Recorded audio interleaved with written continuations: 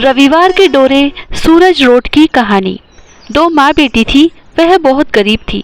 बेटी रोजाना सूरज भगवान की पूजा अर्चना करती थी और प्रार्थना करती थी कि हे सूर्य भगवान, मुझे अच्छा घर परिवार मिले, अच्छा पति मिले। एक बार होली के दूसरे दिन माँ बेटी ने डोरा लिया। बेटी को रविवार का डोरा खोलना था। उसी दिन माँ तो गाय चराने चली गई और कह गई कि एक रोट मेरा और एक रोट तेरा, दो रोट बना लेना। उसने दो रोट बना लिए। बेटी रोट सेक रही थी। उसी समय सूर्य भगवान बूढ़े भिखारी का भेष धरकर आ गए और भिक्षा के लिए आवाज लगाई। तब बेटी ने बाबाजी से कहा, बाबाजी, मेरी माँ का रोट सीख गया है और मेरा रोट सीख रहा है। थोड़ी देर बैठ जाओ, मैं आपको मेरे रोट में से आधा दे दूंगी। लेकिन सूर्य भगवान ने कहा कि हम नहीं रुकेंगे, आगे जा रहे हैं, देना हो तो दो। जैसे ही बाबाजी आगे बढ़ने लगे तो बेटी ने सोचा कि दरवाजे से भिखारी भूखा जाएगा तो पाप लगेगा। माँ को क्या पता चलेगा कि कौन सा रोट उसका है। अभी मैं माँ के रोट में से आधा दे देती हूँ और मेरा रोट माँ को खिला दूंगी। उसने आधा रोट बाबाजी को दे दिया और अंदर चली गई। अंदर जाते ही उसकी माँ आ गई और कहने लगी कि मेरा रोट कहाँ है। उसने कहा कि आपका रोट सीख रहा है। लेकिन माँ तो जोर जोर से बेटी को मारने लगी और कहने लगी कि मेरा रोट आधा कहाँ गया, मुझे तो पूरा रोट ही चाहिए। वह कहने लगी, दिए दे रोट दे, रोठा मल्ली कोड़ दे, सारो दे पर मारो दे, दिए दे रोट दे। ऐसा बोल बोलकर वह पागल हो गई और पूरे गांव में घूमने लगी और बार बार बेटी को मारने दौड़ती थी। तब बेटी परेशान होकर गांव के बाहर एक बहुत बड़ा पीपल का वृक्ष था, उसमें जाकर छिपकर बैठ गई कि माँ को अब नहीं दिखूंगी तो कैसे मारेगी। वह वहां पर 3-4 दिन तक भूखी प्यासी बैठी रही और सूर्य भगवान से प्रार्थना करती रही। सूरज भगवान को उस पर दया आई और भगवान उसको चूरमे का लड्डू व पानी का लोटा भेजने लगे। वह पेड़ में ही खाना खा लेती और पानी पी लेती थी। अब कुछ दिनों बाद एक राजा शिकार खेलता हुआ उधर आया और पेड़ की छांव में बैठ गया। वह भूख प्यास से तड़प रहा था। शिकार खेलता हुआ वह बहुत दूर निकल गया और उसका पानी के लिए जी घबराने लगा। उस दिन धूप बहुत तेज थी, कहीं भी दूर दूर तक पानी नजर नहीं आ रहा था। राजा पेड़ के नीचे ठंडी हवा में लेट गया और उसने सोचा कि अगर कहीं से भी एक घूंट पानी मिल जाए तो प्राण बच जाएंगे। जैसे ही उसने पानी की बूंद मांगी और लड़की ने पानी ऊपर से गिरा दिया, जो सीधी उसके मुंह में गिरी। राजकुमार ने फिर कहा कि अगर एक बूंद और मिल जाए तो जी हरा हो जाए। उसके कहते ही एक बूंद फिर आ गई। वह बहुत खुश हुआ। उसने एक बार फिर कहा कि अगर एक बूंद और मिल जाए तो मन खुश हो जाए। उसके कहते ही एक बूंद और आ गई। तब राजा ने सोचा कि मैं जैसे बोलता हूँ वैसे ही पानी की बूंद आ जाती है। मैंने 3 बार कहा, तीनों बार ही पानी आ गया। जरूर इस पीपल के वृक्ष में कोई रहता है। राजा ने नौकर से कहा कि तुम ऊपर जाकर देखो कि पेड़ में कौन है। नौकर डरता डरता ऊपर गया और उसने पत्तों के पीछे बीच में देखा कि एक सुंदरी बैठी है। वह जैसे ही बोलने लगा तब लड़की ने इशारा किया कि कुछ मत कहना, अगर भूखे हो तो खाना खा लो, प्यासे हो तो पानी पी लो। उसने कहा कि मैं भूखा भी हूँ और प्यासा भी हूँ। लड़की ने चूरमे का लड्डू खिलाया और पानी पिला दिया और कह दिया कि राजा से कुछ मत बोलना। नौकर नीचे आया तो राजा ने पूछा कि तुमको कोई नजर आया? नौकर ने कहा कि ऊपर तो कोई नहीं है। राजा ने कहा कि तुम झूठ बोल रहे हो। तुम गए जब तो मुरझाए हुए थे और आए हो जब अच्छे लग रहे हो। तुम हमसे झूठ बोल रहे हो। तब राजा खुद ही पेड़ पर चढ़े और देखा कि एक बहुत सुंदर लड़की बैठी है। राजा ने पूछा कि तुम कौन हो? तब उसने कहा कि मैं एक गरीब घर की लड़की हूँ और घर से भागकर यहाँ बैठ गई थी। राजा ने कहा कि तुमने हमारी जान बचाई है, हम तुमसे शादी करना चाहते हैं। लड़की ने मना किया कि मैं गरीब लड़की हूँ, आप शादी कैसे करेंगे? राजा ने कहा कि हमें तुम बहुत अच्छी लगी हो, हम तुमसे शादी करेंगे। और वहीं पीपल के वृक्ष के नीचे आला गीला वास कटाकर शादी करके घर आ गए। अब वह लड़की राजमहल में रहने लगी और रानियां उससे चिढ़ने लगी क्योंकि राजा उसको ज्यादा मान देता था। समय के साथ उसके एक बेटा हो गया और वह लड़की हमेशा बहुत खुश रहती थी और सूर्य भगवान की पूजा अर्चना व्रत करती थी। थोड़े दिनों बाद उसकी माँ उसी नगर में आ गई। वह पागल हो गई थी। वह अभी भी वैसे ही बोल रही थी, दिए दे रोट दे, रोठा मल्ली कोड़ दे, सारो दे पर मारो दे, दिए दे रोट दे।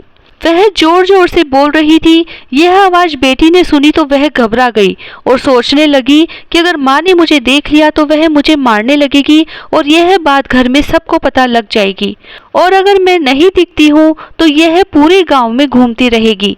उसने अपनी माँ को नौकरों से कहकर अंदर बुलाया और 7वें कोठे में बंद कर दिया, और वह अंदर ही अंदर मर गई और सोने की बन गई। अब उसकी माँ को और रानियों ने भी अंदर आते देखा था। उन्होंने राजा को बताया कि ऐसी रानी लाए हो जो महल में आते इंसान तो दिखते हैं पर बाहर जाते नहीं दिखते, न जाने कहाँ गायब हो जाते हैं। राजा ने यह सुनकर रानी से पूछा तो उसने कुछ नहीं बताया, लेकिन राजा परेशान रहने लगा और एक दिन रानी से कहा कि मुझे 7 तहखाने की चाबियां दो। रानी ने 6 तहखाने की चाबी दे दी और एक रख ली। राजा ने कहा कि 7वें की चाबी भी दो। राजा ने जाकर सारे तहखाने खोले। 6 में तो कुछ नहीं मिला, लेकिन 7वें तहखाने में उसकी माँ मिली। राजा ने रानी को बुलाया और पूछा कि ये क्या है। वह घबरा गई। आकर देखा तो माँ सोने की मूर्ति बनी हुई थी। रानी ने देखकर कहा कि महाराज, यह बोदा सा पीहर की बीदड़ी है। राजा रानी ऊपर आ गए। जब से उसने माँ को बंद किया था तब से वह सूर्य भगवान से प्रार्थना करती थी कि भगवान आप ही मेरी रक्षा करना। राजा को पता लगेगा तो मैं क्या जवाब दूंगी। सूर्य भगवान ने ही उसकी सहायता की और उसकी माँ को सोने की बना दिया। राजा ने अपनी रानी से कहा कि इतनी बड़ी सोने की मूर्ति को तुम बोदा सा पीहर की बिदड़ी बता रही हो, हम तो ऐसा ससुराल देखेंगे। रानी सोच में पड़ गई और सूर्य भगवान से प्रार्थना करने लगी। भगवान ने सपने में आकर कहा कि हम तुम्हें पीहर देंगे, लेकिन सिर्फ 7 पहर का ही देंगे, सुबह से शाम तक, और शाम होते ही तुम वापस चली जाना। कल उसी पीपल के वृक्ष के नीचे तुम आ जाना। बेटी ने हाँ भर दी। अब राजा को रानी ने कहा कि हम दोनों पीहर चलेंगे। राजा बहुत खुश हुआ और तैयार हो गया। अब दूसरे दिन सुबह राजा रानी व छोटा बेटा उसी पीपल के पेड़ के नीचे चले। तीनों घोड़े पर बैठकर गए। वहां जाकर देखा तो वहां पर पहले से ही बहुत बड़ा शहर बसा हुआ था। राजा रानी वहां पहुंचे तो वहां माता पिता, भाई भाभी, चाचा चाची, नाना मामा मौसी, सभी परिवार वाले मिले। सबने बहुत खातिरदारी करी। राजा को सबसे मिलकर बहुत खुशी हुई और खूब आराम से रहे। रानी समय का पूरा ध्यान रख रही थी कि पहर पूरा होने वाला है। वह राजा से कहने लगी कि जल्दी चलो। राजा ने कहा इतने अच्छे ससुराल से हमारा मन नहीं भरा, लेकिन रानी ने सोचा कि समय पूरा होते ही सब मिट जाएगा, तो राजा को क्या जवाब दूंगी। वह अपने बच्चे को चुटकी करने लगी, जिससे बेटा जोर जोर से रोने लगा। और बेटे को रोते देखकर राजा ने पूछा कि यह इतना क्यों रो रहा है। तो रानी ने कहा कि लगता है कि बच्चे के किसी देवता का दोष हो गया है, चलो जल्दी घर चलते हैं। राजा रानी दोनों वहां से रवाना होने लगे। सबने बहुत सारा धन दिया, जेवर वस्त्र आभूषण दिए और विदा किया। राजा बहुत खुश हुए। राजा ने चालाकी से पैर की मोचड़ी व घोड़े की लगाम वहीं छोड़ दी। राजा रानी घर के लिए रवाना हुए।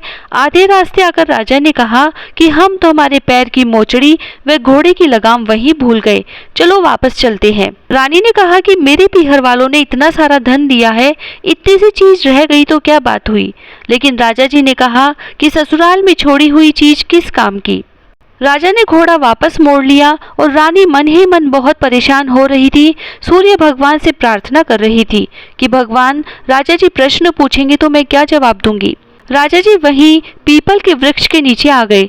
देखा तो वहां लगाम व मोचड़ी रखी हुई थी और सब जगह बानी की ढुगलियां बनी हुई थी। राजा ने पूछा कि यह क्या है। रानी ने कुछ भी जवाब नहीं दिया। राजा उंधेड़-बुन में घर आ गए और रात को लोहे की कटार निकालकर बोले कि तुम सच बताओ कि यह सब क्या था, नहीं तो मैं तुम्हारी जान ले लूंगा। रानी घबरा गई और उसने बताया कि यह पीहर सूर्य भगवान ने दिया था। उसने शुरू से लेकर आखिरी तक पूरी बात बताई। राजा बहुत खुश हुए और कहा कि भगवान ने एक बिना पीहर वाली की इतनी मदद की है तो हम पूजा करेंगे तो कितनी मदद करेंगे। और राजा भी रानी के साथ सूर्य भगवान की पूजा करने लगे और खूब सुख से रहने लगे। हे सूर्य भगवान, जैसे उसको पीहर दिया, घर बार राजपाट दिया, अच्छा ससुराल दिया, वैसे सबको देना। उसकी हर जगह लाज बचाई, वैसे सबकी बचाना। हे सूर्य भगवान, सबकी रक्षा करना, कहता न सुनता न हुकारा भरता न अपने सारे परिवार की रक्षा करना। बिंदाई जी की कहानी। एक बार गणेश जी एक छोटे से बालक का रूप धरकर हाथ में चावल चम्मच में दूध लेकर सारी नगरी में घूमने लगे। बोले कि कोई माई खीर बना दे। सब लोग हंसने लगे और बोले कि मजाक करता है, और कोई भी खीर बनाने के लिए तैयार नहीं हुआ। एक बुढ़िया माई बोली कि ला बेटा, मैं बना देती हूँ। उसने भगोनी चढ़ाई और खीर बनाने लगी। लड़का बाहर चला गया और खीर की भगोनी भरकर खीर उफनने लगी। खीर की खुशबू महकने लगी। बुढ़िया की बहू का मन खीर खाने को होने लगा, तो बहू ने दरवाजे के पीछे बैठकर कटोरे में खीर लेकर गणेश जी को भोग लगाकर खीर खाई। इतने में बुढ़िया आई और उसने आवाज दी, गणेशा तेरी खीर खा ले। झट से गणेश जी आए और डोकरी से बोले, माँ तेरी बहू ने मुझे भोग लगा दिया, सो मैं तो जीम लिया, अब तू नगरी को जिमा दे। बुढ़िया सभी को कहने गई तो सब कोई हंसने लगे कि कल तक तो खाने को नहीं था और आज जिमाने आई है। फिर भी सबने सोचा चलो देख ही आते हैं। फिर ठाठ से जीम कर गए, फिर भी खीर का उतार नहीं आया। हे गणेश जी महाराज, जिस प्रकार खीर का उतार नहीं आया और खीर का भगोना भरा रहा, वैसे ही हमारे घर के भंडार हमेशा भरे रखना। कहता ने सुनता ने हुकारा भरता ने अपने सारे परिवार की रक्षा करना। जय गणेश जी महाराज। जय श्री राधे।